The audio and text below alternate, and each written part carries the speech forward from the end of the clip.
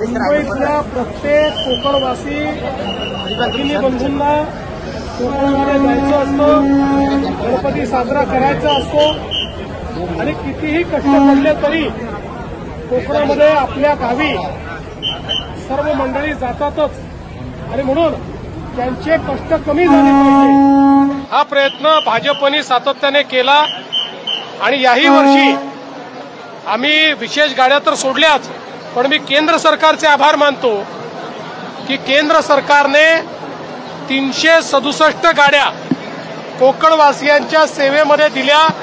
कोणालाही गर्दीचा सामना करावा लागणार नाही, झटके खावे लागणार नाही. या व्यतिरिक्त आमच्या महायुती सरकारच्या माध्यमातून भाजपच्या माध्यमातून 550 बसेस या कोकणामध्ये आम्ही पाठवतो आहोत आणि आपल्याला कल्पना आहे की कोकणवासियांना गणेशोत्सवाच्या निमित्ताने टोल माफी देखील आम्ही दिलेली आहे. त्यामुळे अतिशय आरामदायी आणि सुखरूप असा प्रवास कोकणवासियांचा करण्याचा प्रयत्न मोदीजींच्या नेतृत्वात आमच्या सरकारने केला आहे. तर सरकारने राज्योत्सवाचा दर्जा दिल्यानंतर ही सगळी सेवा दिली जाते. भाविकांचा कोकणवासियांचा नेमका काय प्रतिसाद आहे? मला असं वाटतं की खूप आनंद त्यांनी व्यक्त केला आहे. आताही तुम्ही बघितलं असेल तर कोणी बोललं नाही तरी त्याचा चेहरा बोलतोय, चेहऱ्यावरचा आनंद बोलतोय. कारण आपल्याला कल्पना आहे मागच्या काळात किती कष्ट घेऊन आमची कोकणी मंडळी कोकणात जायची, आता ते कष्ट कमी झाल्याचा आनंद आहे. विशेष म्हणजे की आता मुंबईत जो आहे तो गणेशोत्सव मोठ्या प्रमाणात तुमच्याकडे महत्वाचं काय यंत्रणांना सूचना दिली जाते? हे असं आहे की गणेशोत्सवाच्या निमित्ताने जी काळजी घ्यायची आहे ती आपण घेतली आहे. तथापि शेवटी गणेश मंडळं ही देखील आमचे डोळे आहेत, तेही आमचे कान आहेत. त्यांनीही सजग राहिलं पाहिजे, त्यांनी लक्ष ठेवलं पाहिजे. पोलिसांची कोऑर्डिनेशन त्यांचं अतिशय चांगलं आहे आणि विशेषतः गर्दीचं योग्य प्रकारे नियंत्रण झालं पाहिजे असा आमचा प्रयत्न असेल. सतत एवढी सेवा पुरवली जाते पण विरोधक सतत जो आहे तो मुंबई गोवा महामार्ग असं आहे की मुंबई गोवा महामार्गामधला एक पॅच हा राहिलेला ही वस्तुस्थिती आहे. पण इतर पूर्ण झालेला महामार्ग देखील आपल्याला पाहावा लागेल. आता जवळपास 90% महामार्ग चांगला आहे, पण 10%चा त्रास आहे. मला असं वाटतं आपण अपेक्षा करूया त्रासाचं शेवटचं वर्ष आहे. मुंबईमध्ये आणि जरांनी पाठवून येऊ बघतात कसं आहे सगळीकडे असं आहे की लोकशाहीमध्ये आंदोलन करण्याचा सगळ्यांना अधिकार आहे. त्यामुळे लोकशाही पद्धतीने कोणी आंदोलन करणार असेल तर सरकार कोणाला रोखणार नाही. मात्र त्याचवेळी हिंदूंचा सगळ्यात मोठा सण हा गणेशोत्सव आहे. त्यामुळे अशा प्रकारचा हा जो सण आहे या सणात कुठलं विघ्न येऊ नये अशा प्रकारची आमची अपेक्षा आहे आणि मला विश्वास आहे की या ठिकाणी आंदोलकही हिंदूंच्या या महत्वाच्या सणामध्ये म्हणजे गणेशोत्सवामध्ये कुठलाही खोडा घालणार नाहीत.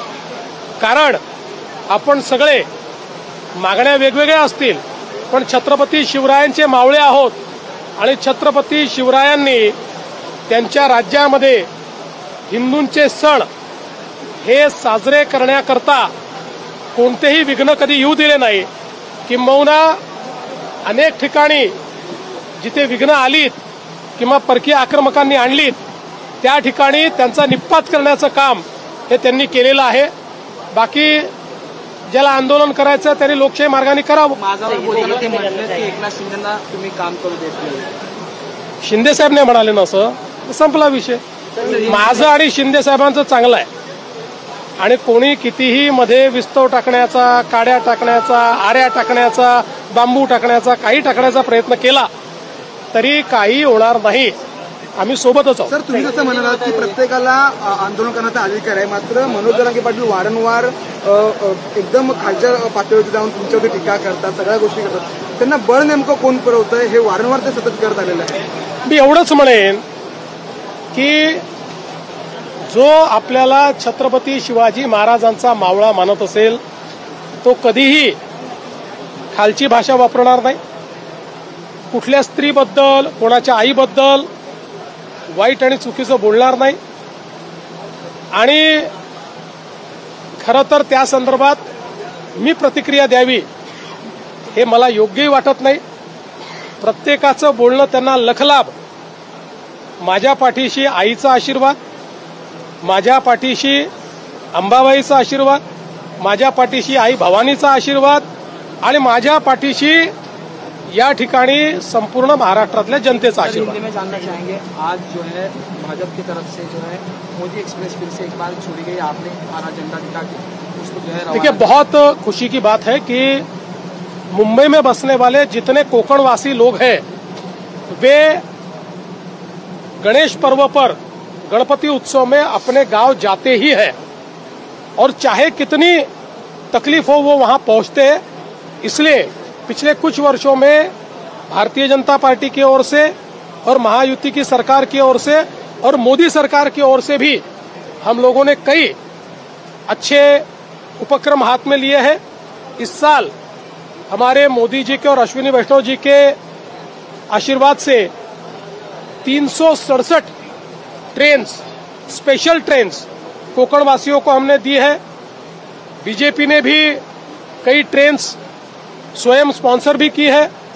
करीब 550 बसेस ये हमने कोकण के लिए दी है और साथ में चूंकि अब इसको हमने राज्य उत्सव के रूप में मनाना तय किया है तो मुझे ऐसा लगता है कि हमने टोल की माफी करके जो हमारे कोकणवासी है उनके लिए एक प्रकार से मार्ग प्रशस्त किया है. अशाच नवनवीन घडामोडी पाहण्यासाठी आजच आमच्या एस भारत यूट्यूब न्यूज चॅनलला लाईक करा, शेअर करा आणि सबस्क्राईब करा. जोहार.